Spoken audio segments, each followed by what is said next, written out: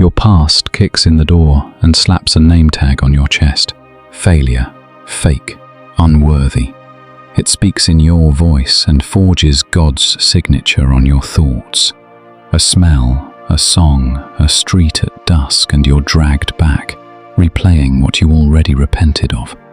Your ribs remember the clanging chain at 2 a.m. You try to pray, but apology-scented words collapse in your mouth. Hear me. You are not a museum for regret. You are a room under renovation. Mercy has scaffolding up. Grace is still wet on the walls. Tonight you will not run or drown. You will face the ghost at the door. Name what it says. Ask who sent it. The shepherd does not shove.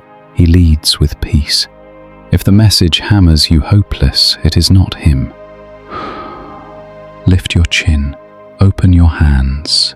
Breathe slow. You are not what you did. You are who he calls you. Your past may testify, but it cannot pass sentence here. Let the past sit in the witness chair. It can describe, but Christ defines. Under his blood, the final word over you is beloved, not disqualified. Listen, your past can describe what you did. It cannot define who you are. You are not a case file. You are a new creation. Condemnation says, pay again. Christ says, paid in full. Shame shoves. The shepherd leads with peace. When the old scene surges, do not chase it. Steady your breath and turn on the light of truth. Ask, what does this thought claim about God, about you, about your future? If it paints God as distant, weigh it against Isaiah's promise that he is doing a new thing. If it stamps you condemned, set it beside the verdict of Romans 8. There is no condemnation in Christ Jesus. If it says your failure is final, answer with 2 Corinthians 5. The old has passed, the new has come. Your history can testify, but Jesus holds the gavel.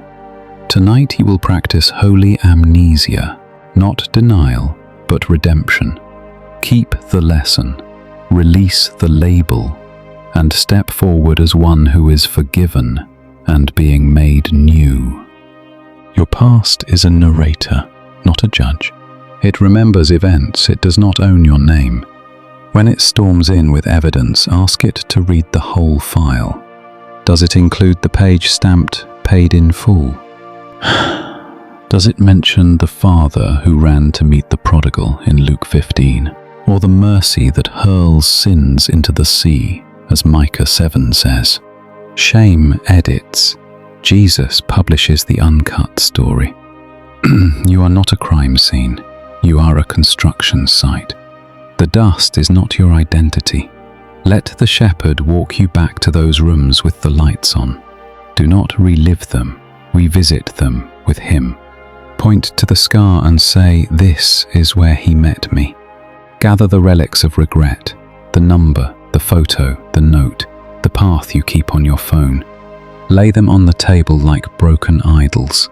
Name their new use. Testimony, not title. Choose a ritual for the hour you usually replay it. Call a brother. Read Psalm 103. Take a literal walk. Memory may knock, but it will not be your landlord. You are kept. Take the past out of the dark. Tell the whole truth with God present. Write a 2-column page. What happened and where grace met me. Tear up the scripts that glorify the fall and keep the lines that name the rescue. Return the stolen meanings. That street isn't a shrine to failure. It's where you turned around. That scar isn't a warning label. It's a healed place that points home. Build altars of remembrance like Israel stacked stones by the Jordan, not to worship the river of pain, but to remember who carried you through it. Call one trusted voice and say it clean. Sin loses oxygen when brought to light. Then reassign the relics. The number becomes blocked.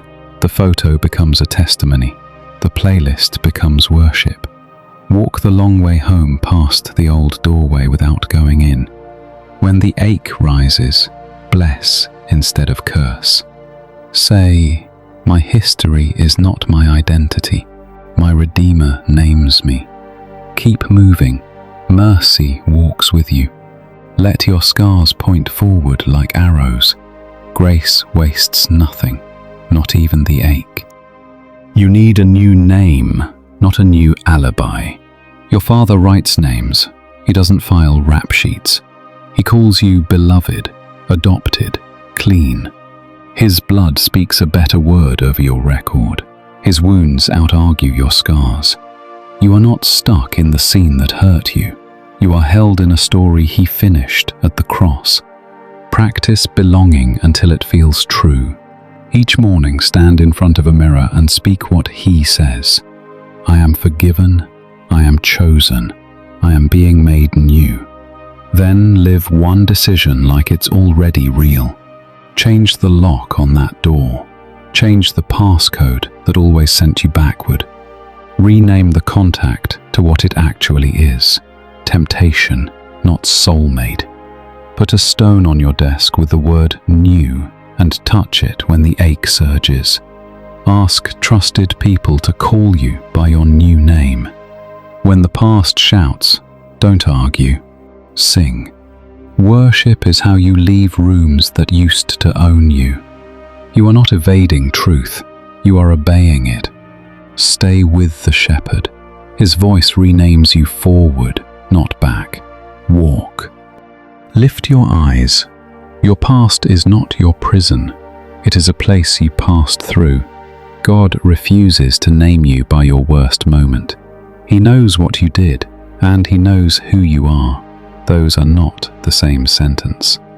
Walk with Him out of the museum of regret and into the house of mercy.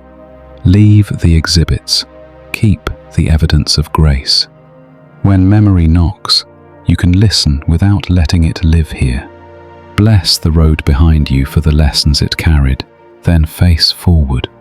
You are not being auditioned. You are already adopted. You are not on parole. You are pardoned. Let the cross be the loudest page in your file. Let the Father's voice be the one that writes your name. Tonight, lay the old tags at His feet. Stand up with the name He gives. Breathe. Take the next faithful step. This is how your story moves. Scarred, yes, but steered by love. Your past can testify. Only Jesus defines. Choose definition over memory, promise over proof. What label will you return to the sender tonight?